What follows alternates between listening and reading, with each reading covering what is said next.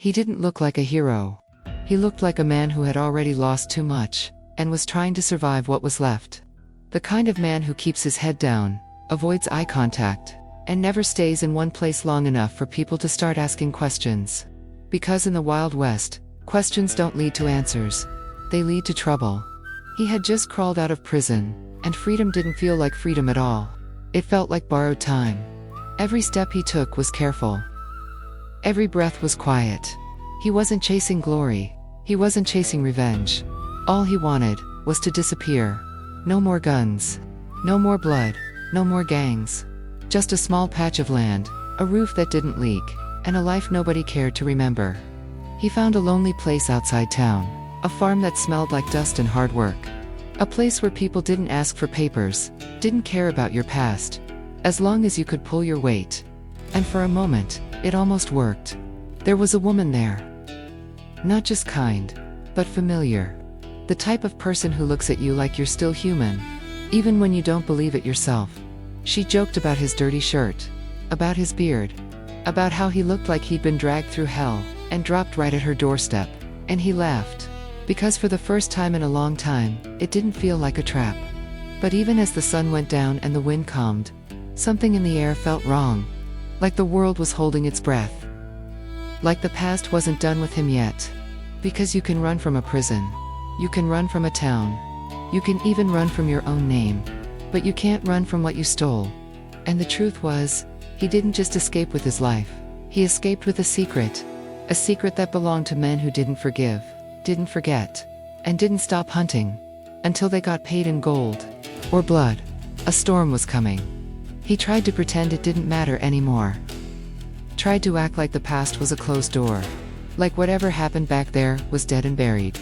But some things don't stay buried, especially not in the Wild West, because out here, men don't kill for pride, they kill for profit. And the truth was, the reason he was even still breathing was because the gang believed he had something worth more than a clean name, more than freedom, more than life itself. Gold. Not just a few coins in a pouch. Not a little stash someone hides under a floorboard.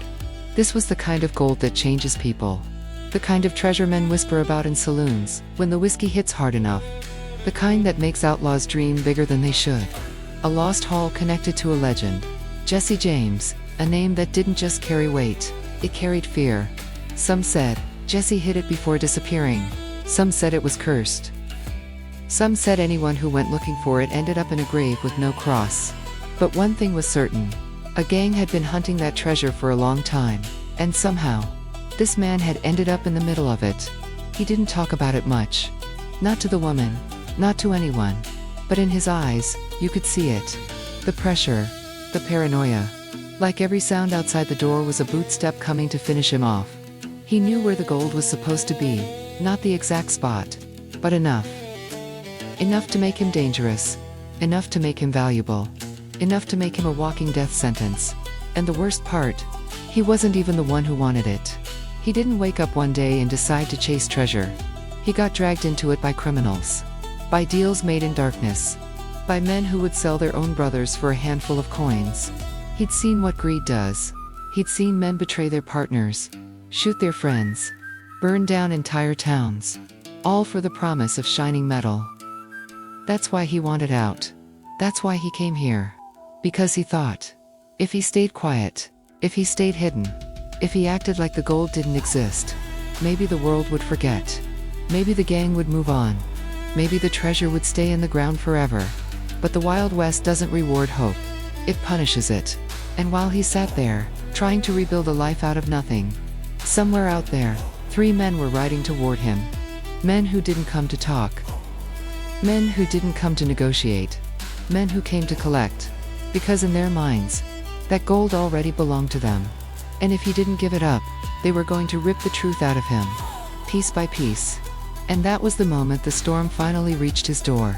It didn't start with gunfire. It started with footsteps. Slow, confident, like they owned the dirt beneath their boots. The man on the farm felt it before he saw it. That pressure in the chest. That cold instinct that screams when danger is close. He stepped outside, and there they were. 3 riders. 3 shadows from a life he tried to bury. They didn't look tired. They didn't look surprised to find him. They looked satisfied. Like wolves finally catching the scent of a wounded animal. The leader smiled like this was a reunion. Like prison hadn't happened. Like betrayal didn't exist. "Look at you," he said, voice dripping with mock affection. "Living a good life out here, while we rotted in a cell." The words were soft, but the threat behind them was sharp enough to cut skin. The man didn't answer, because he already knew what this was. They didn't ride all this way for friendship. They came for what he had. For what they believed he stole. For the one thing they'd been dreaming about every night behind bars. The gold. One of them stepped closer. The dirty one. The loud one. The kind of outlaw who laughs while someone bleeds. He looked past the man, and his eyes landed on the woman. And that was when the air changed. Because now it wasn't just business. Now it was cruelty. They started talking about her like she wasn't even human. Like she was just another thing they could take. The man moved instinctively, putting himself between them. And the leader chuckled. "That's the problem right there," he said. "That's why you forgot who you were loyal to. Loyalty. That word meant nothing to men like them. Loyalty was just a chain they used to keep people obedient. And when obedience failed, they used pain." The leader leaned in, eyes cold. "Where's the map?" Silence. The man's jaw tightened. The gang member on the side lost patience first. He grabbed him, slammed him, dragged him like a sack of meat. The woman screamed. But nobody cared. Not out here. Not with men like this. They hit him again, and again, and again. Then the leader spoke, calm as ever. "Not today, not tomorrow, you'll tell me." The man spat blood and stared back. He wasn't brave, he was desperate. Because he knew something they didn't want to admit. If he talked, he was dead. If he didn't talk, he was dead too. But if he kept quiet, maybe the woman had a chance. And that was the only thing that mattered, so he stayed silent. And the gang decided, if words didn't work, they'd use fear. They threw him down and started tearing through his things, searching, ripping, destroying. Then one of them found it. A burned piece of paper.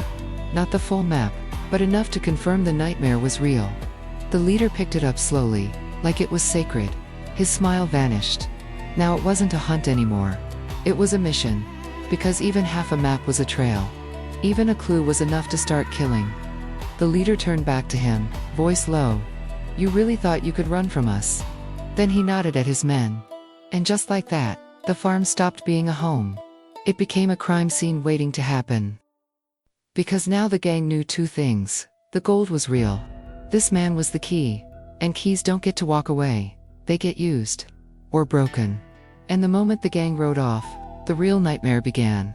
After they left, the silence felt worse than the violence. The farm was still standing. The sky was still blue. But everything had changed. Because once men like that find you, they don't go away. They circle back. They bring more bullets, more ropes, more graves. The woman tried to clean his wounds, hands shaking as she pressed cloth against his bleeding face. She wanted answers. She wanted the truth. But the man couldn't give her what she wanted. Because the truth wasn't just ugly, the truth was lethal. That burned piece of paper they found wasn't just a clue. It was a message to the world. There's gold out there. And he knows where. And in the Wild West, once people believe you're holding the path to fortune, your life becomes a bounty. Not officially, not written on a poster, but whispered passed from mouth to mouth like a disease. He sat there, staring at the dirt floor, realizing something brutal. Even if he ran, even if he changed towns, even if he changed names, the map would follow him. Because greed doesn't need a face. Greed only needs a target. And now, he was that target. He told her he had to leave, immediately. She didn't want to hear it. She begged him to stay. She said they could fight. They could hide. They could pray. But he'd lived long enough in darkness to know the truth. You don't fight a gang like that head on. Not when they've got nothing to lose. Not when they've already tasted blood. So he stood up, still weak, still hurting, and began preparing to disappear again. But the gang wasn't the only danger anymore. Because that half-burned map had created something worse than violence. It created hope. And hope is what makes people betray you. The map was damaged, sure. But it wasn't useless. It pointed toward something. A location, a direction, a secret that was buried a long time ago. And that meant there was still a chance for a fortune, a chance for power, a chance for men to become kings overnight. So now, anyone who knew even a fraction of that story would want a piece. That's when he realized the real trap. The gang didn't just want the gold, they wanted control. And the only way to control the gold was to control him. Alive if possible, dead if necessary. And somewhere out there, the leader was already thinking the same thing. Because the moment they rode away from the farm, they weren't just hunting treasure. They were hunting the last living witness. They were hunting the man who could lead them to it, or die screaming in the attempt. Meanwhile, the man didn't know something else, something even darker. That half map wasn't the only lead. There was another person tied to the treasure. Someone, the gang believed, had the missing piece. Someone hiding behind faith, behind walls, behind prayer. A man of God, a priest. And if the gang couldn't get what they needed from him, they would rip it out of the priest instead. Because when gold is involved, even the church becomes a battlefield. And out here, there are no sacred places, only places where you die slower. The map was no longer a clue. It was a death sentence. By the next morning, the Wild West felt smaller. Like the horizon had moved closer. Like the land itself was closing in on him. He didn't have much. No money, no real weapons, no allies. Just bruises on his ribs. And a growing feeling that every second he stayed alive was a mistake the gang wouldn't tolerate. He mounted up anyway. Because staying meant dying. And running. At least gave him a chance. The woman watched him go. Eyes full of fear, she tried to hide. She wanted to believe he could escape, but deep down, they both knew the truth. Men like that don't stop. They don't get tired. They don't move on. They hunt until the job is finished. And the moment he disappeared into the dust, the chase officially started. Not far behind, the gang was already moving. Not riding like normal men. Riding like predators. Like they could smell him. Like every mile they covered was another nail hammered into his coffin. They hit the first town like a plague. Not asking politely. Not negotiating. Just intimidation. A few drinks in a saloon. A few threats. And suddenly everyone remembered something. A stranger passing through. A man with fresh injuries. A look in his eyes like he'd seen hell. The gang didn't need proof. They needed direction. And the West is full of people who point when a gun is aimed at their face. The leader sat back in his chair, calm as a preacher, while his men did the dirty work. One of them was loud and cruel. The other was quiet. The kind of quiet that scares you more. Because loud men want attention. Quiet men want results. And every time someone hesitated, the gang reminded them what hesitation costs. A smashed bottle. A fist. A bullet fired into the ceiling just to make the whole room flinch. Then the leader would smile again. Like it was all just a game. But it wasn't. Because while they hunted the man, they were also hunting something else. Information. They realized the burned map wasn't enough. They needed the rest. They needed someone who knew the missing piece. And that's when the leader remembered the priest. A man of God. A man who had heard confessions. A man who had been trusted with secrets men would kill to protect. So the gang changed their strategy. They weren't just chasing a runaway anymore. They were collecting pieces, like a puzzle made of blood. And somewhere on that same road, the man was starting to feel it. The pressure behind him. The way strangers stared too long. The way doors shut faster. The way conversations stopped when he entered. Because fear travels faster than horses. A gang like that leaves a trail. Not just in the dirt, but in people's eyes. And he knew. Sooner or later, the gang would catch up. So he pushed harder. Rode longer. Slept less. And every time he stopped, he kept one hand near his gun. Because he didn't know if the next person he met was a friend, or a man about to sell his name for a handful of coins. Then it happened. A moment that proved he was right to fear everything. He came across a man who looked like he'd been robbed. Shaking, angry, talking about 3 outlaws who took his money and boots. The description was too perfect. 3 men, cruel smiles, a leader with calm eyes, the same monsters. And the man realized something terrifying. They weren't behind him anymore. They were close. Close enough to touch. Close enough to trap him. Close enough that the next time he turned around, he might see them standing right there in the road, waiting, smiling, ready to drag him back into the nightmare. Because in the Wild West, You don't escape a gang, you only delay them. And the delay was almost over. The hunt wasn't coming. It was already here. The man didn't know it yet. But while he was running for his life, the gang was about to commit a sin even the devil would smile at. They weren't just hunting him anymore. They were hunting the missing piece of the treasure. And that piece was hidden behind a cross. The leader leaned over a table in a dusty bar, listening to a trembling stranger talk about a priest, a mission north of Santa Ana, a quiet place, a holy place. And the leader laughed under his breath. Because in his world, there was no such thing as holy, only useful. They rode out fast. The sun started falling behind the hills as the mission came into view, a lonely building surrounded by dirt and silence. A place that should have been safe.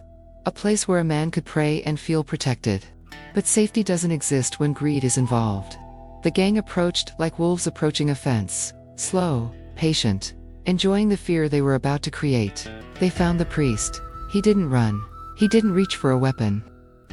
He stood there like a man who had already made peace with death, and for a moment, it looked like the gang hesitated, not because they respected him, but because even criminals understand that hurting a priest feels like inviting a curse.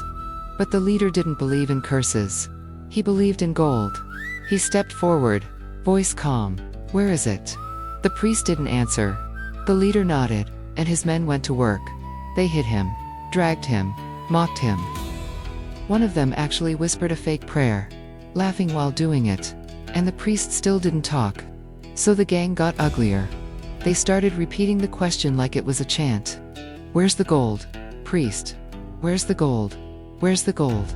The priest's face was bloodied, his mouth dry, his eyes half closed, but he still held on to the only thing he had left, his silence, because the priest knew something the gang didn't understand, and the man running didn't understand either.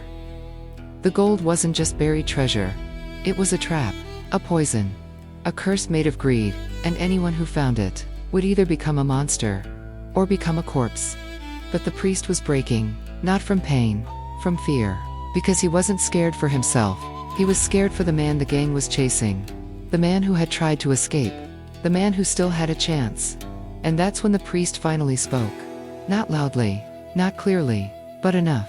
He gasped out names, a location, a direction. And the gang went silent, because they got what they needed. And once they had it, the priest stopped being a person. He became evidence, something to erase, something to leave behind in the dirt.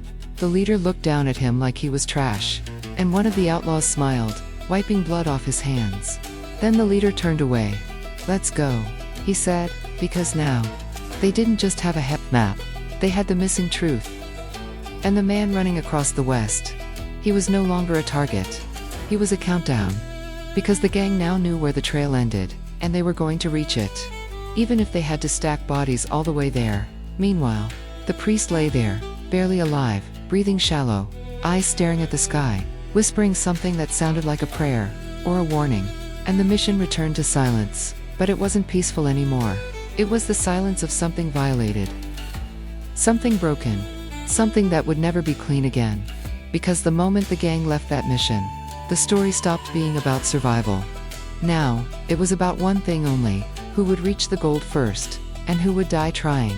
By the time the man realized what was happening, it was already too late, because the West had turned against him, not with armies, not with lawmen, but with whispers. Everywhere he went, he felt it. The way a bartender stared too long. The way a stranger suddenly got quiet when he walked in. The way people looked at his horse, at his wounds, at his hands, like they were trying to decide if he was worth selling. And in the Wild West, a man will sell you for less than you think. A few coins, a drink, a promise of safety. He kept moving anyway, through empty roads and dry fields, past broken fences and dead trees. His body was exhausted, but his mind wouldn't let him rest. Because the fear wasn't behind him anymore. The fear was everywhere. He tried to keep his head down, tried to act like a nobody, but the truth was, he didn't look like a nobody. He looked like a man being hunted. And hunted men don't blend in. They stand out like blood on snow. That's when he made his first mistake. He trusted someone. Just for a moment. A stranger who offered water, a small bit of food, a place to sit down. Nothing big, Nothing suspicious, just human kindness. The kind you don't see often out here.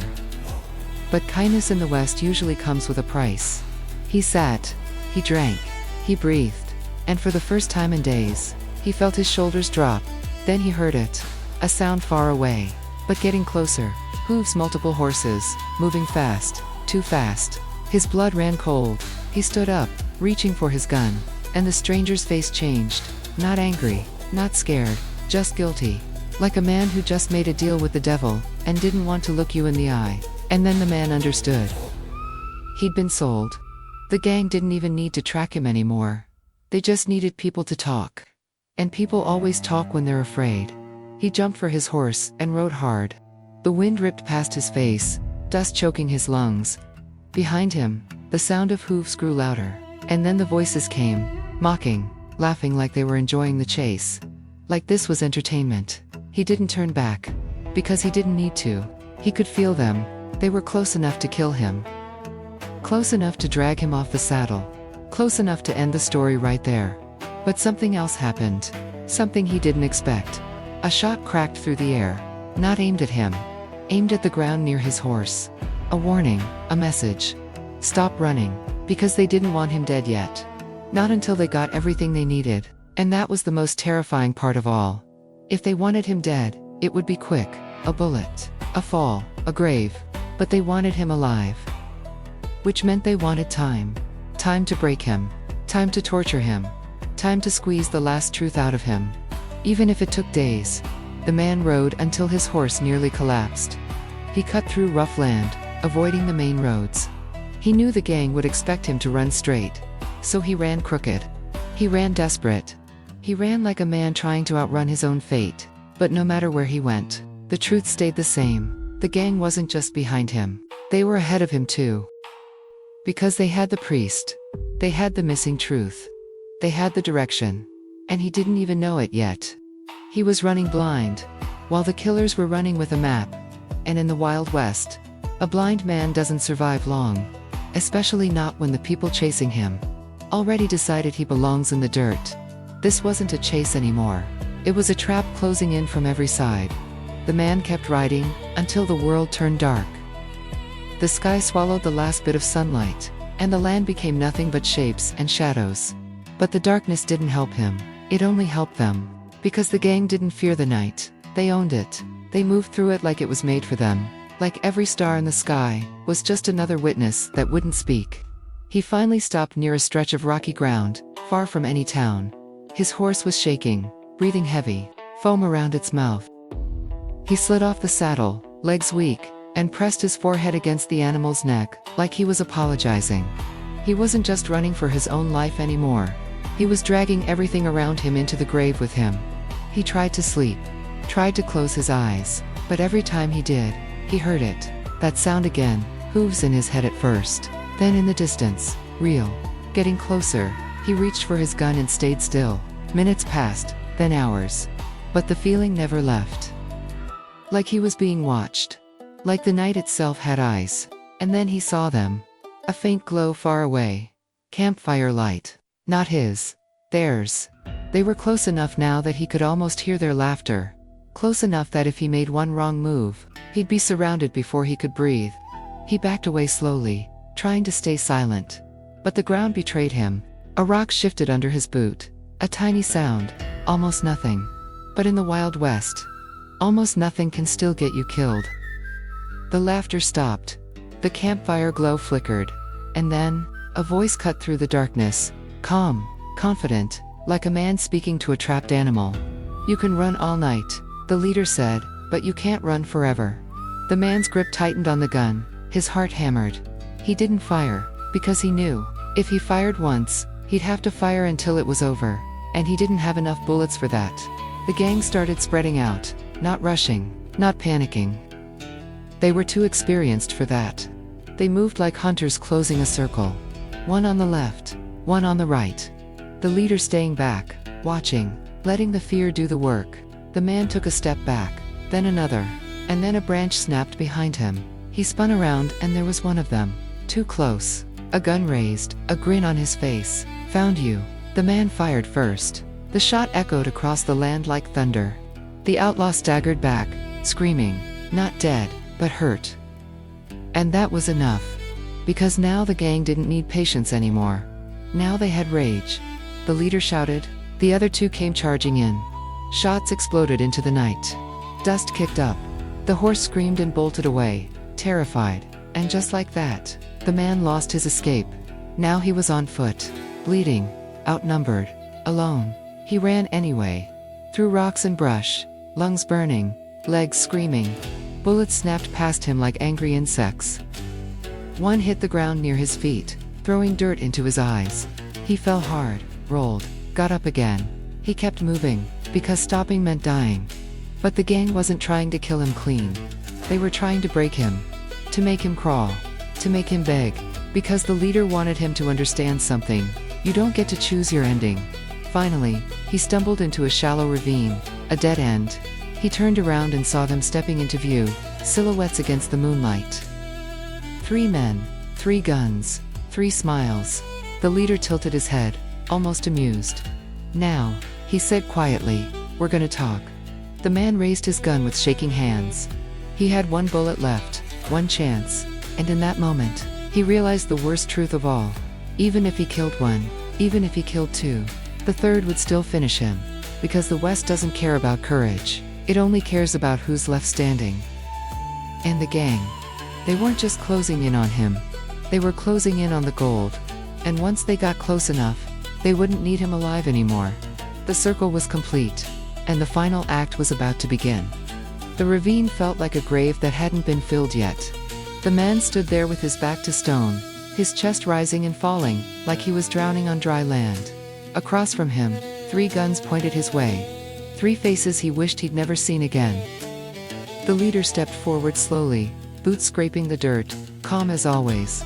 Like he wasn't about to kill a man. Like this was business. And in his world, it was. You've been making this harder than it needs to be, the leader said. You could have saved yourself a lot of pain. The man's hand trembled around the grip of his revolver. Blood ran down his arm. His lips were cracked. His eyes were full of exhaustion. But there was something else in them too. A last spark. Not hope. Not bravery. Something darker. A man who knows he's cornered. And decides to bite anyway. You want the gold, he rasped. Then you're gonna have to earn it. The loud outlaw laughed. Spit into the dirt. Look at you. Acting like a gunslinger. He stepped closer. Cocky, careless. That was his mistake. The man fired. A flash. A crack. The outlaw dropped to his knees, shock on his face, then fell forward, like a broken puppet. The sound echoed off the rocks. For a second, everything went silent, even the wind. The leader's smile vanished. Now it wasn't a game anymore. Now it was personal. The second outlaw moved fast, shooting back. The man dove to the side, rolling behind a boulder as bullets tore chunks out of stone. Dust filled the air. The smell of gunpowder burned his nose. He fired again. Missed. He didn't have many shots left. But he didn't need many. He needed 1 moment. 1 opening. The second outlaw rushed in, thinking he could finish it up close. And the man did something the gang didn't expect. He didn't shoot. He waited. Let the outlaw come close enough to see the hatred in his eyes. Then he swung, a brutal metal against bone. The outlaw stumbled, confused, and the man fired point blank. The body hit the ground hard. 2 down. Only the leader left, and that's when the leader finally showed what he really was. Not just a calm criminal, but a monster with control. He didn't panic. He didn't scream. He just stared at the dead men on the ground, then stared back at the man who killed them. Slowly he clapped. Once, twice, like he was congratulating a performer. Well, the leader said quietly, you surprised me. The man's breathing was ragged. His gun was nearly empty. His legs were weak. But he raised the revolver anyway. Walk away, he said. The leader chuckled. Walk away. From $20,000 worth of gold. No. He lifted his own gun. And the 2 men faced each other in the moonlight. A classic Western ending. 2 souls standing at the edge of death. But this wasn't honor. This wasn't justice. This was greed meeting desperation. The leader spoke one last time. You could have been rich, he said. You could have been free. The man's voice was low. I just wanted to live. And then, the leader fired. The man fired back. 2 shots, 1 heartbeat, 1 outcome. The man staggered, fell to one knee. But the leader fell too hard, silent, dead before his body even hit the dirt. The man stared at him, barely believing it, his whole body shaking, his ears ringing, his vision blurry. He tried to stand, and collapsed. Because even when you win in the Wild West, you don't walk away clean. You walk away bleeding. And as he lay there, half dead in the dirt, he heard something in the distance. More horses, more riders, maybe lockmen, maybe scavengers. Maybe another gang that smelled blood and gold. And the man understood the final truth. This fight wasn't the end. It was only the loudest part. Because the real curse wasn't the gang. It wasn't the map. It wasn't even the bullets. The curse was the gold itself. And whoever found it next would start the whole nightmare all over again. In the Wild West, the treasure never sets you free. It only decides how you die. The night didn't end with victory. It ended with silence. The kind of silence that feels heavy. Like the world is waiting to see if you're still breathing. The man lay in the dirt, staring at the stars through blurred vision. His body was broken. His hands were shaking. And around him, 3 dead men were cooling in the dust. He should have felt relief. He should have felt free. But all he felt was emptiness. Because freedom doesn't come from surviving a fight. Freedom comes from knowing it's over. And deep down, he knew it wasn't. He forced himself up, coughing, pain ripping through his ribs like knives. Every movement felt like punishment. He looked down at the leader's body, and saw something in his hand. A piece of paper, a torn fragment. The missing part. The part that mattered. The priest's truth. The final direction. The man stared at it like it was a snake. Because that little piece of paper was worth more than a town. Worth more than a life. Worth more than mercy. And it was the reason everything happened. He could have taken it. He could have followed it. He could have found the gold first. And maybe, just maybe, bought a new life. But then he remembered the faces. The screams. The blood. The woman back on that farm, waiting for a man who might never return. And he realized something most men in the West never understand. Gold doesn't make you rich. Gold makes you hunted. Gold makes you cruel. Gold turns friends into traitors. And love into a weakness. He stared at the paper again. Then slowly, with trembling fingers, he tore it. Once, twice, again, until the last piece of the map was nothing but scraps in the wind. He let them go, watched them scatter into the darkness. Because some treasures are too expensive. Some fortunes cost more than money. They cost your soul. And he wasn't willing to pay that price. He stumbled away from the ravine, half dragging his body through the night. No horse. No supplies. Just a man walking toward whatever was left. When the first light of morning broke across the horizon, he finally saw the farm again. And there she was. Standing at the door like she never moved. Like she'd been frozen there by fear. Her eyes widened when she saw him. Alive. Barely. She ran to him, catching him before he fell. And for the first time in this entire nightmare, he let himself breathe. Not because he felt safe, but because he felt human again. He didn't tell her everything. He didn't need to. She could see it in his face. The West took something from him that night. Something he'd never get back. But it also gave him something too. A choice. A chance. A new life. Not built on stolen gold, but built on survival. On truth. On walking away before the curse finds you again. Because the Wild West doesn't care if you're good. It doesn't care if you're innocent. It only cares about one thing. What you're worth. And out there, the moment people think you're worth gold, they stop seeing you as a man. They see you as a prize, a target, a payday. So he made a decision. He would disappear again. Not because he was scared, but because he was finally wise. And as the sun rose higher, washing the land in light, the story ended the only way a story like this can end. Not with a hero riding into the sunset. Not with justice. Not with peace. But with a warning. Because in the Wild West, gold doesn't save you. Gold doesn't bless you. Gold doesn't change your life for the better. Gold only does one thing. It tells the world exactly how much you're worth, and how far people are willing to go to take you from it.